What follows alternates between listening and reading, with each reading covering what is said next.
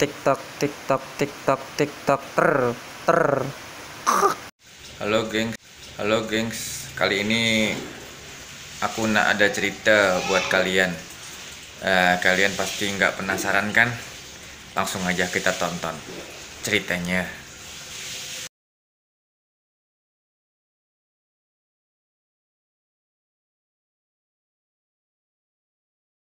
Halo, selamat siang teman-teman.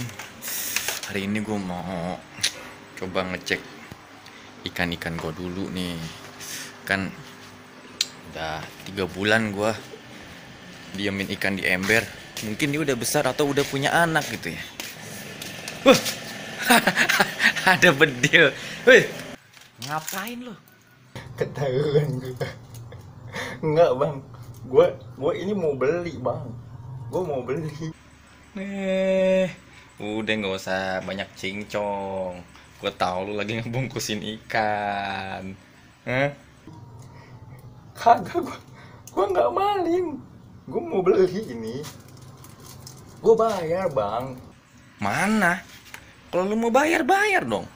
Belum ada transferan, no bukti hoax dong. Nanti gue transfer nanti.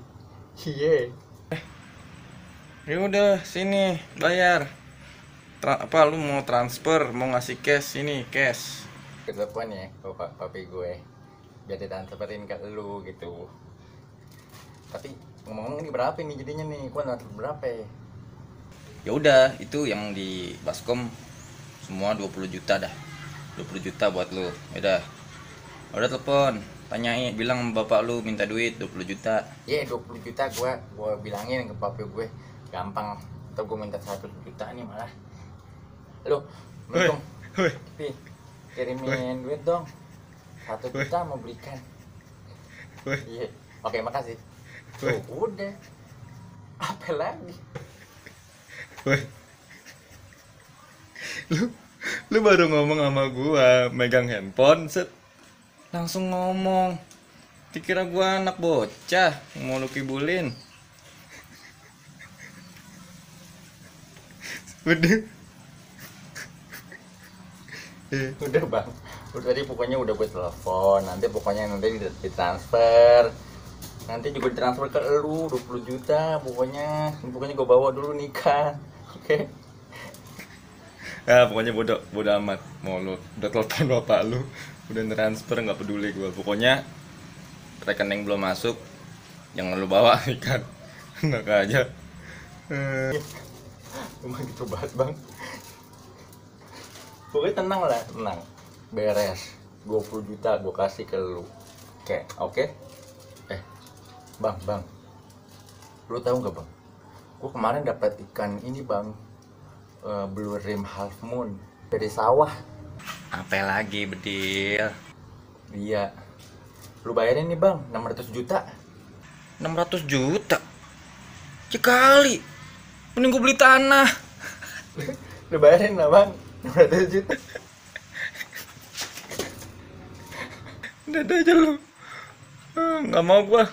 Masa gue beli ikan lu boleh nemu di kali 600 juta yang benar-benar aja. Mending gue beli apa? Ya beli apa kek? 600 juta mah gue bisa beli tanah 2 hektar. Ngimpi kamu.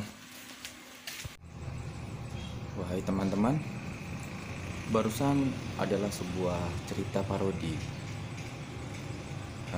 Suatu kisah klise di mana ada suatu drama antara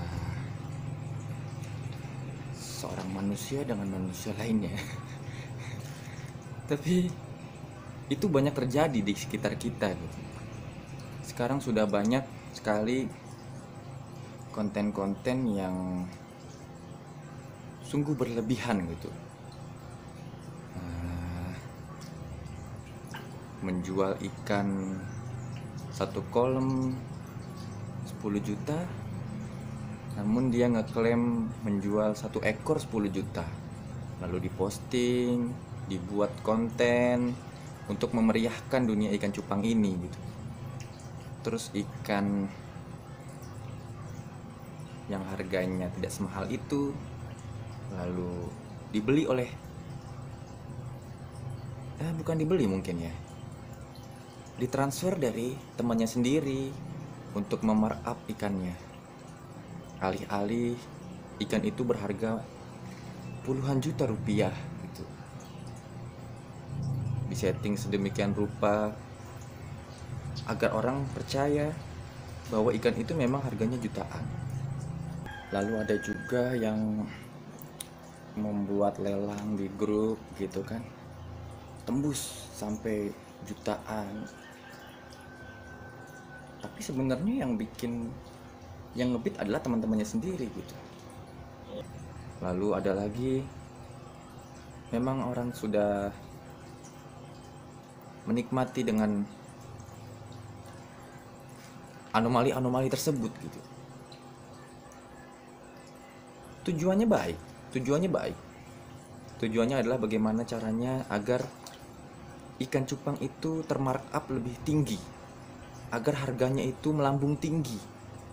Alih-alih melambung tinggi, malah membuat otak ini dibikin pusing. Terakhir, menemukan ikan di sawah harga ratusan juta rupiah.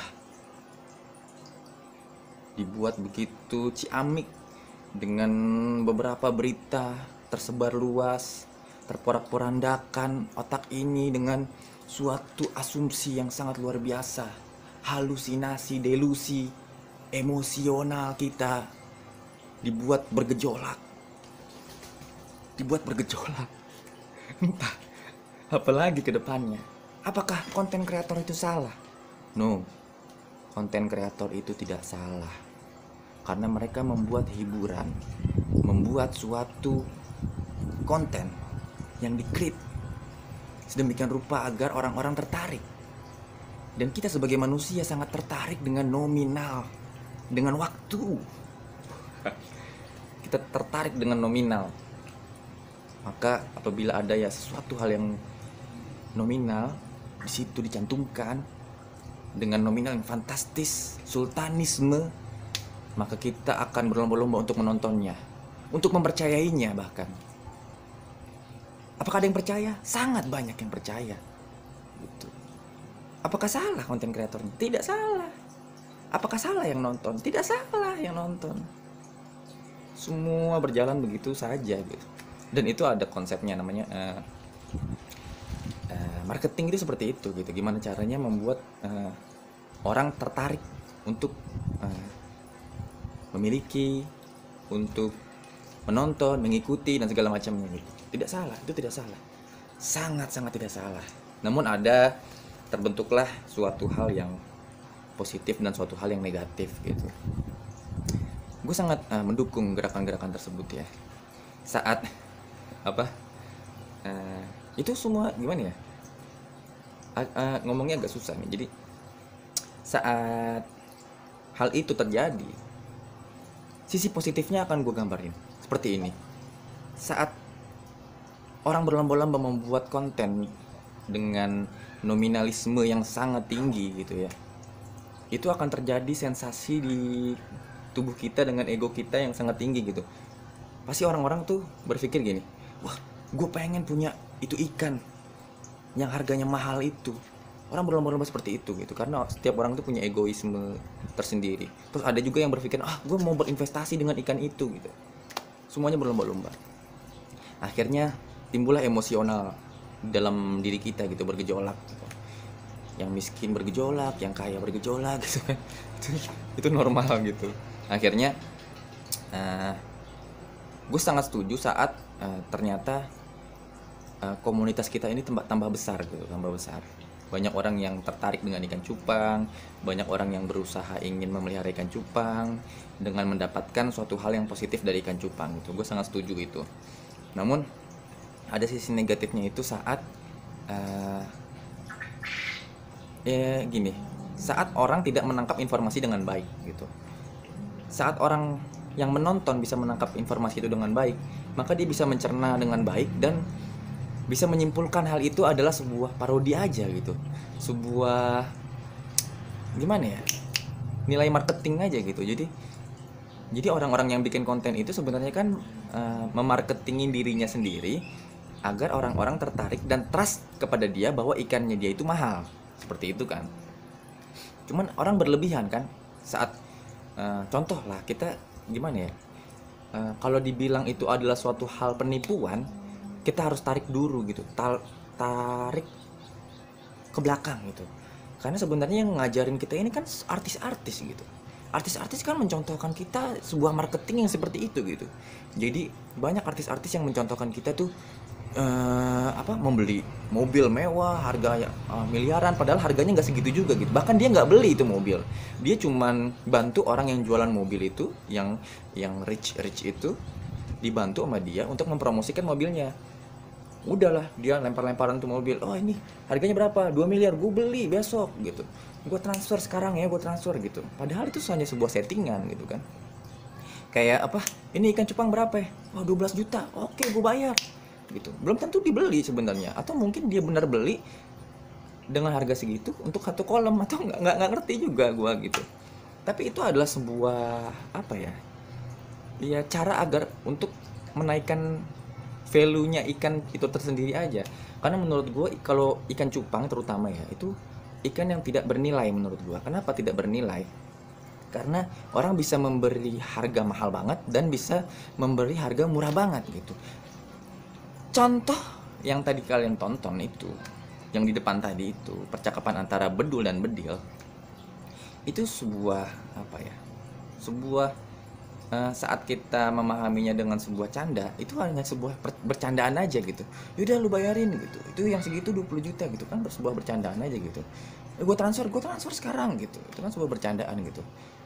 Tapi saat dibaperin dan dibawa perasaan gitu, ini kayaknya beneran ini, kalian akan merasa, gila ya, main cupang kok enak ya, lu tinggal ngomong 20 juta dan segala macam gitu. Padahal tidak seperti itu. Makanya ada sisi negatif yang terbentuk dari konten-konten yang berlebihan seperti itu. Apa yang timbul efek negatifnya adalah saat orang-orang baru melihat itu sebagai suatu hal yang bernilai, maka dia akan mencoba untuk mengikutinya gitu. Akhirnya kalau dia memang punya darah bisnismen, punya darah orang kaya, punya darah berani gambling, oke, nggak apa-apa gitu ya.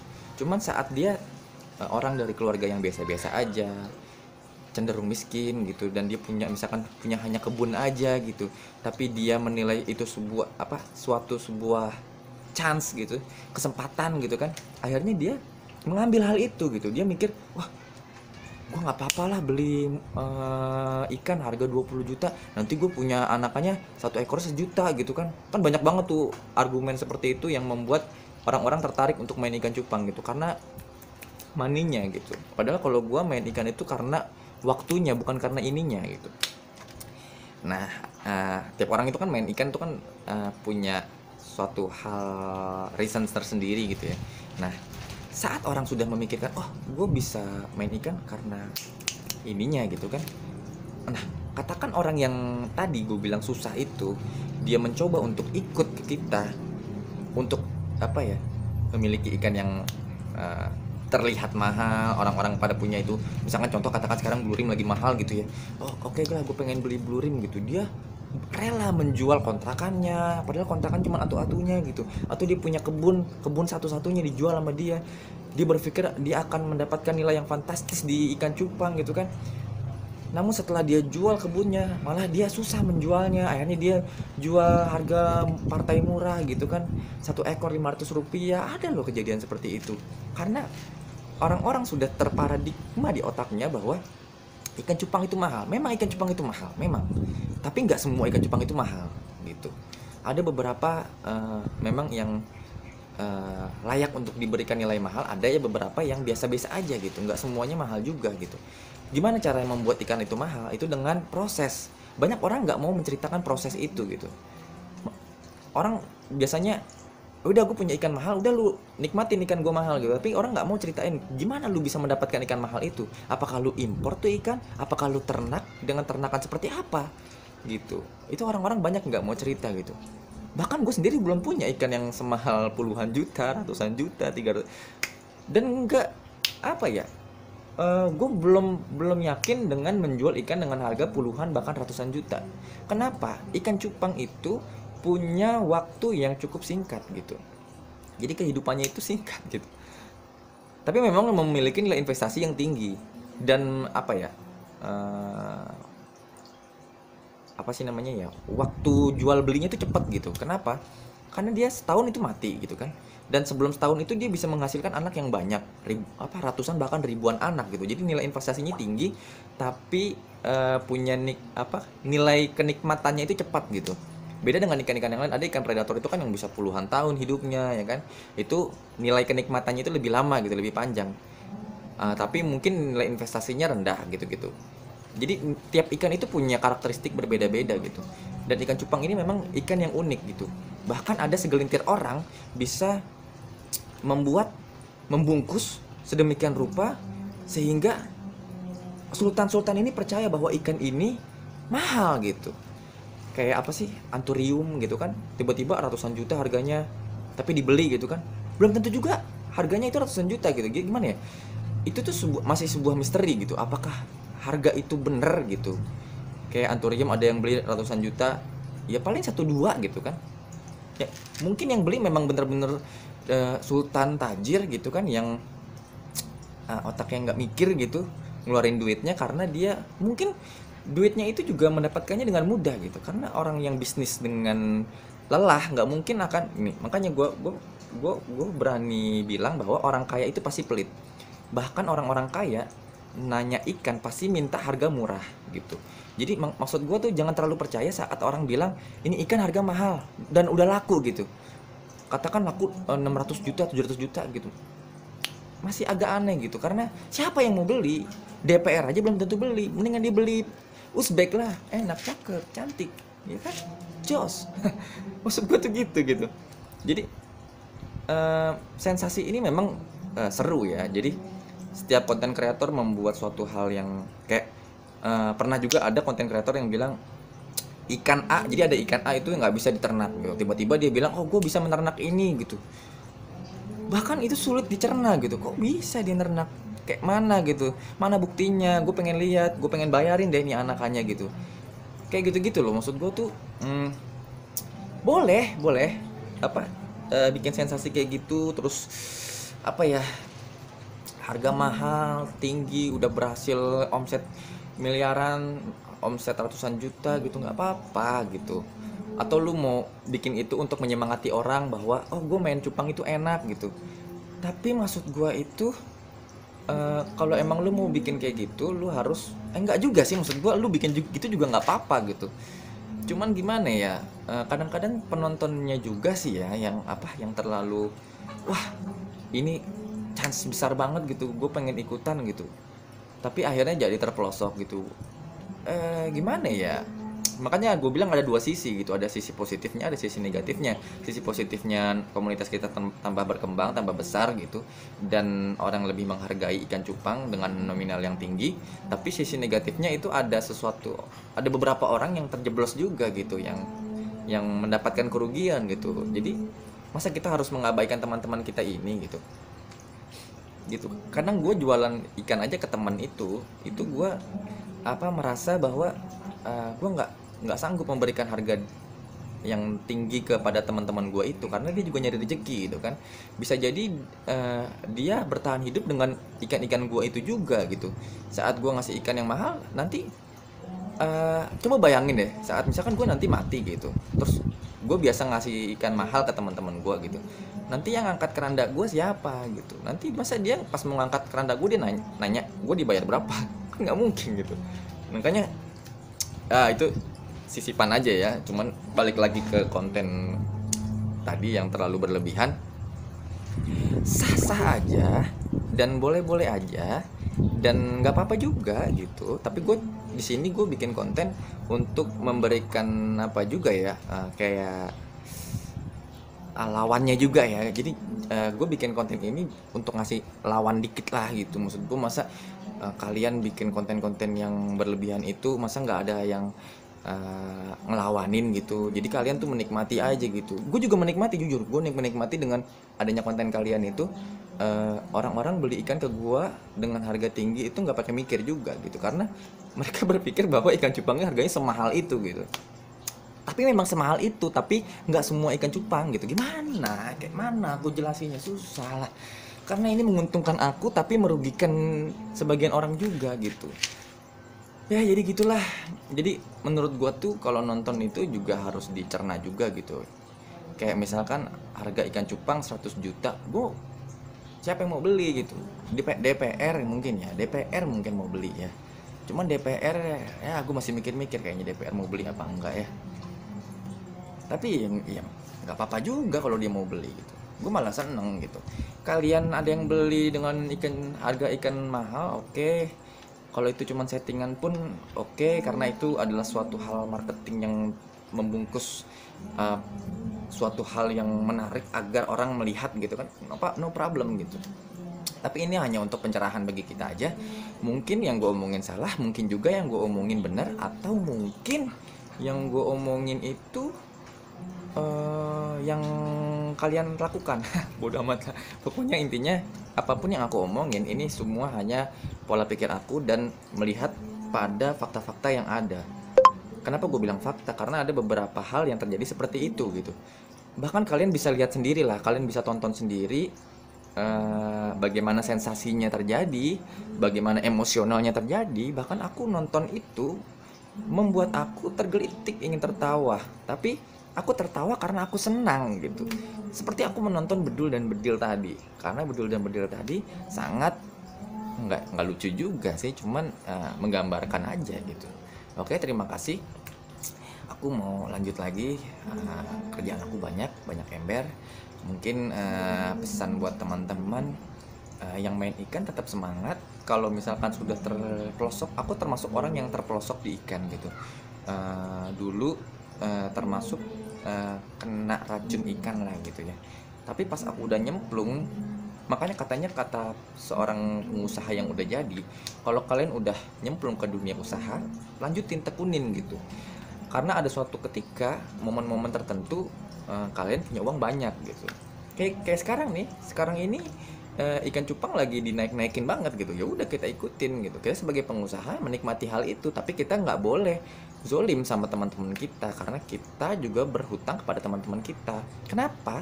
Kita bisa seperti ini karena teman-teman kita gitu. Jadi jangan membodohi teman kita sendiri. Saat kita sudah berada di dunia publik itu adalah teman-teman kita. Jangan anggap publik itu adalah musuh kita. Karena kita bisa tinggi, kita bisa punya penonton yang besar, kita punya followers yang besar, itu juga karena publik gitu. Jadi menurut gua, saat lu membuat mengklaim diri lu adalah suatu konten pendidikan, ya lu berikan pendidikan yang benar. Jangan memberikan obat-obatan yang salah gitu. Saat lu memberikan obat-obatan yang keliru, lu akan membuat sebenarnya mereka nggak kecewa juga, karena kamu tinggal bilang aja, oh mungkin kamu salah komposisi gitu kan. Tapi sebenarnya kamu tuh zolim gitu. Kenapa? Kamu bilang kamu konten pendidikan tapi kamu memberikan pendidikan yang salah. Atau kamu memberikan konten hiburan, ya udah kasih hiburan aja gitu. Atau kamu memberikan konten jualan, nih kamu jualan aja gitu. Jadi jangan terbalik-balik gitu, memberikan konten pendidikan tapi kamu nggak belajar. Jadi kamu memberikan suatu hal yang menyesatkan gitu. Atau kamu konten jualan tapi kamu jualan yang asal-asalan. Kamu nggak memberikan cara tapi kamu hanya memberikan tampilan-tampilan yang menggambarkan kamu lagi kaya, kamu punya ini. Sekarang gini, ini pesan terbuka untuk pemerintah ya. Kenapa gua menggabungkan ke pemerintah? Kenapa? Karena gini, pemerintah sangat mengkhawatirkan ekonomi kita, tapi menurut gua ekonomi kita baik-baik saja. Kenapa? Banyak orang yang beli ikan cupang dengan harga puluhan juta, ratusan juta gitu. Banyak pemain ikan cupang, nggak satu, hampir semua konten kreator di YouTube membuat sebuah konten dengan membanggakan dirinya bahwa dia memiliki omset yang banyak, puluhan juta, ratusan juta. Ya udah, sebenarnya pemerintah nggak usah pusing. Pemerintah hanya tinggal memikirkan bagaimana kita sehat. Nggak usah mikirin ekonomi kita, karena ekonomi kita sangat baik. Bayangkan, pemain cupang saja sudah bisa meraup untung puluhan juta. Apalagi orang yang bekerja, gitu kan? Apalagi orang yang punya usaha ban, punya montir, punya karyawan, pasti omsetnya lebih tinggi juga, dan mereka bisa membuka lapangan pekerjaan sendiri loh, bisa menggaji orang, belasan orang. 20-an orang, 30-an orang.